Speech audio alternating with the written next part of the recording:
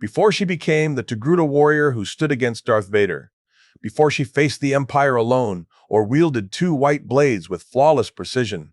She was just a girl, young, untested, and assigned to a Jedi Knight who never asked for a Padawan. This is the story of how Ahsoka Tano met Anakin Skywalker, a story of trust earned, bonds forged in battle, and the unspoken love between a teacher and his student. It all began during the height of the Clone Wars, and neither of them would ever be the same again.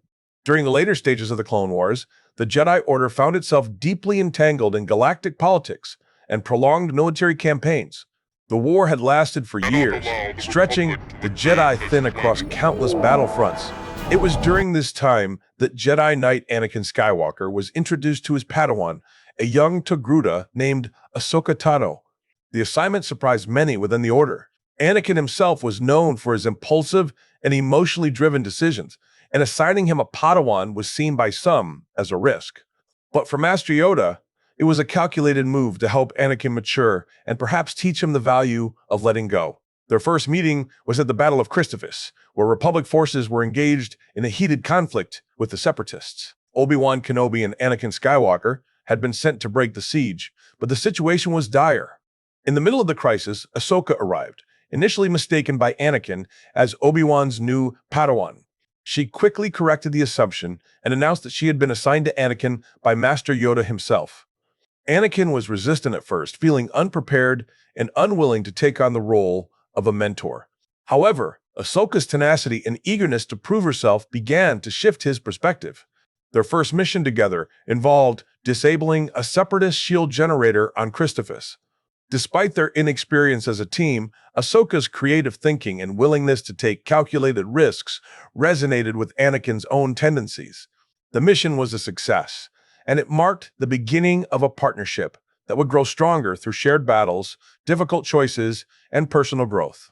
As the Clone Wars continued, Anakin and Ahsoka fought in numerous campaigns, including battles on planets like Ryloth, Umbara, and Mortis. Each battle tested their abilities and their relationship. Ahsoka's skills in combat and strategy developed quickly, and she began to earn the respect of clones and fellow Jedi alike. More importantly, she and Anakin formed a close bond built on trust and mutual respect. Anakin, who often struggled with the Jedi teachings on detachment, found in Ahsoka a companion who both challenged and supported him. One of the most significant turning points in their relationship came during the events on Mortis, a mysterious planet steeped in the Force. Anakin, Ahsoka, and Obi-Wan were drawn into a metaphysical realm inhabited by the embodiments of the light side, dark side, and balance. During their time on Mortis, Ahsoka was briefly turned to the dark side by the sun, a manifestation of the dark side of the Force. Though she was ultimately saved, the experience left a lasting impression on both her and Anakin. It revealed the fragility of even the strongest Jedi and hinted at the internal struggles Anakin would continue to face. Over time, their missions became more complex and dangerous. Anakin grew more protective of Ahsoka, while Ahsoka developed a deeper understanding of the war and the moral ambiguity it brought. Despite their differences, they often aligned in their questioning of Jedi dogma and the Council's decisions. This mutual skepticism served to strengthen their bond, but also isolated them from the broader Jedi Order. By the midpoint of the war, Ahsoka had become an experienced leader. She commanded troops, made critical battlefield decisions, and earned the loyalty of many within the Republic military. Anakin's pride in her was evident, and although he rarely expressed it openly, his actions made it clear that he saw her as more than just a student. Throughout these early years, their connection deepened. Though master and apprentice in title, their relationship resembled that of siblings or close comrades. It was a bond forged in the crucible of war, shaped by shared victories and losses, and sustained by a deep sense of loyalty. But the events that lay ahead would challenge this connection in ways neither of them could foresee. The Clone Wars had engulfed the galaxy. Planets burned. Dover, armies marched. Jedi, once guardians of peace, became generals. Among them stood Anakin Skywalker, brave, reckless, and already a legend. But even legends are still learning. The Jedi Council, in their wisdom, or perhaps their desperation, decided it was time. Anakin, known for disobedience and defiance, would be tested in a new way. Not with a mission, not with a battle, but with something far more complicated, a Padawan. She arrived unannounced, walking into a battlefield with nothing but confidence in her step and trust in the Force. A young Togruta girl, barely a teenager, sent by Master Yoda himself. Her name was Ahsoka Tano. Anakin was stunned. He didn't want a student. He never asked for one. But this girl, she wasn't backing down either. I'm Ahsoka Tano. I'm assigned to Master Skywalker. I'm afraid I've already got a Padawan. Not anymore. And just like that, the story began, not with acceptance, but with tension. In the months following their first mission to Christophus, Ahsoka Tano and Anakin Skywalker began to grow into their roles as Master and Padawan. Their bond deepened not only through training, but through the brutal realities of war. They were often deployed to battlefronts where their lives and decisions carried the weight of entire systems. Despite her youth, Ahsoka quickly earned a reputation for bravery, quick thinking, and compassion traits that both challenged and complemented Anakin's more impulsive style. Their partnership was tested early during the campaign on Ryloth, where they were separated amidst heavy resistance. Ahsoka had to command a squadron of clones in a high-stakes space assault, which ended in significant losses. The guilt from that mission stayed with her and marked the beginning of her transformation from a learner into a leader. Anakin, who had made peace with loss during his years as a general, struggled to help her navigate that emotional terrain. Yet he admired her resolve, even when she questioned her own decisions.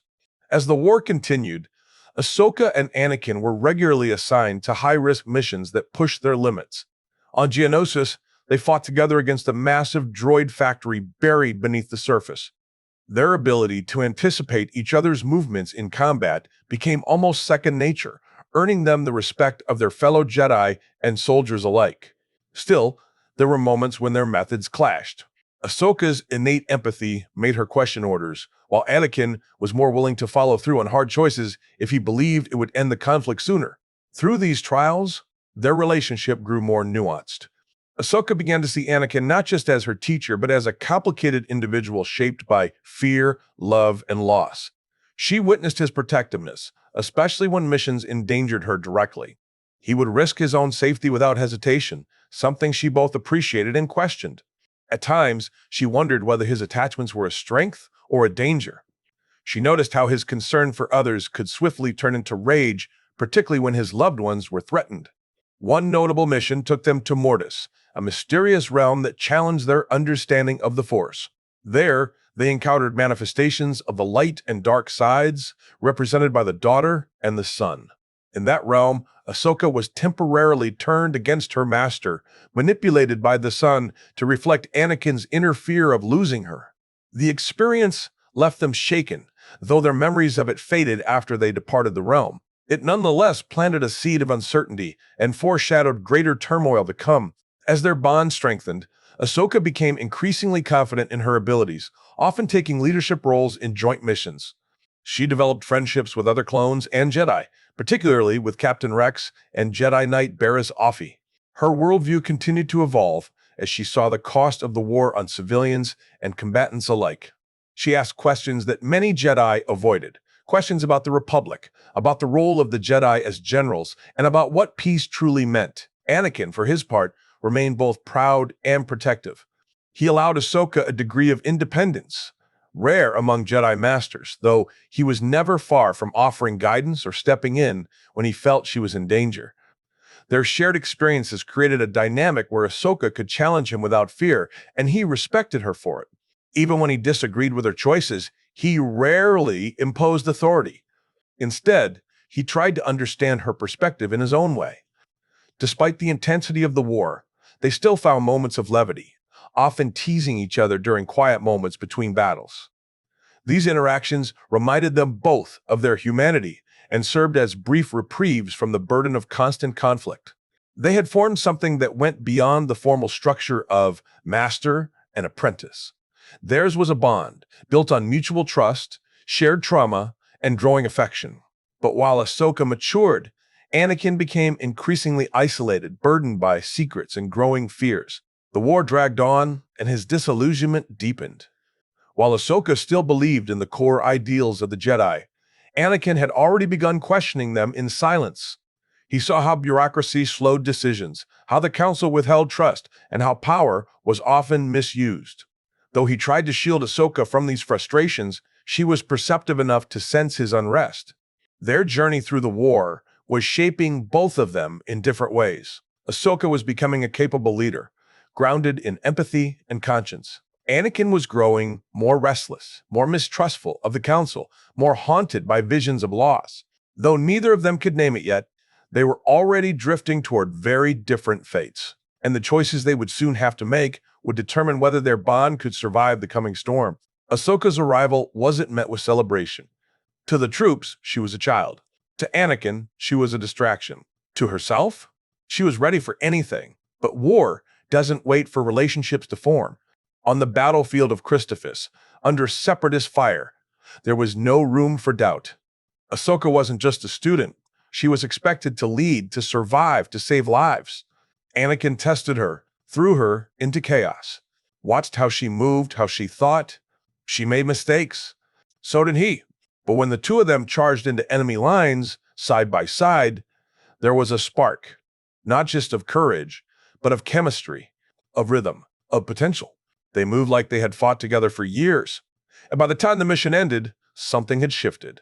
The reluctant master saw something in her, a mirror perhaps.